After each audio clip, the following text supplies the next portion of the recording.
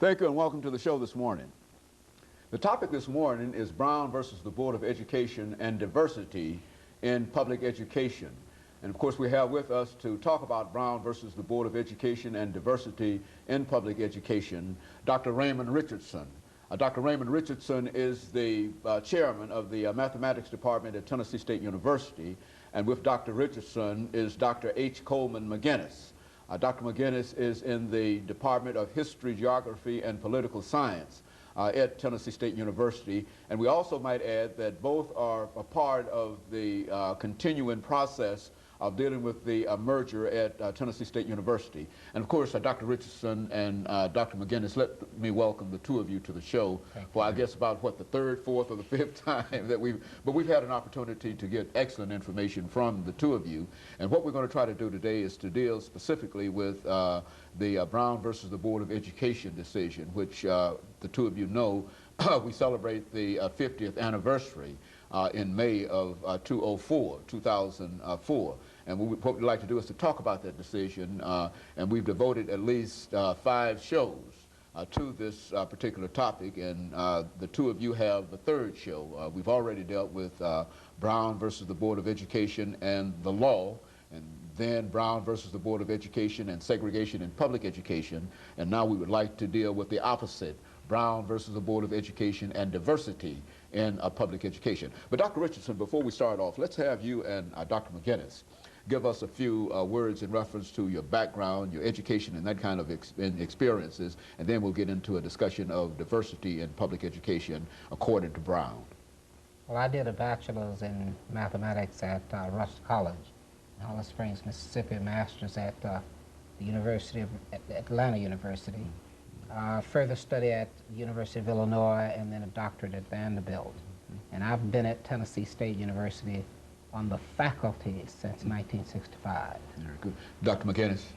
Well, I was born in Richmond, Virginia, and I was in the 6th grade when the Brown decision came down. And of course, that was the heart of the Confederacy, and the massive resistance program came out of the Bird machine. And I remember very much that period. My undergraduate degree is from the University of the South at Sewanee, and I have a master's from Tulane and a doctorate from the University of Virginia. And I have been in Nashville. I came to what was then the University of Tennessee at Nashville in 1972, and have been there and then at Tennessee State after the merger in 1979. Dr. Richardson, I think you made a point earlier about the significance of the Brown versus the Board of Education decision in terms of general society and et cetera. Let's start off by having you to talk about it from that perspective. Yeah, the civil rights movement, which actually came out of the Brown decision, changed the country, changed the South. The diversity has been for the South a change from poverty to wealth. The South before the civil rights movement was the laughingstock of the country. It was the poorest section. It had been, up until the Civil War, the richest section of the country. After the Civil War, the South sort of faded out of the mainstream of American economics. There was absentee ownership of the mineral resources of the South. The railroad came through the South, but no ownership in the South, and no jobs of the type that was in Detroit and in Chicago and so on. But after the civil rights movement, the South became one of the richest part of the country. It gave up its hold on overt segregation and gained in its stead wealth.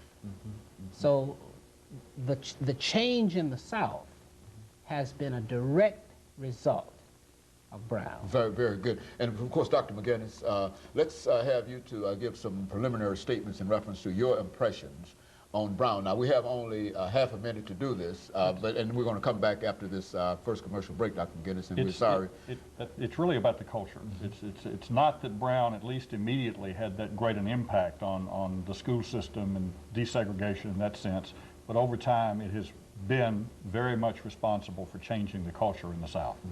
And so you think that Brown is significant as well because it changed the South I think that's in a why I very think that was positive the way. catalyst in bringing about a lot of what Dr. Richardson just talked about. Very good. And of course, we've got a few seconds before our commercial break. Now, when we come back, what we'd like for you to do is to look at the institution that the two of you represent and the way that institution has been able to respond to Brown versus the Board of Education in terms of diversity. We've got another individual who's coming on later to talk about some specifics in reference to that, but we want the two of you to do that for us. Of course, we'll be back with our audience following this very, very short commercial break.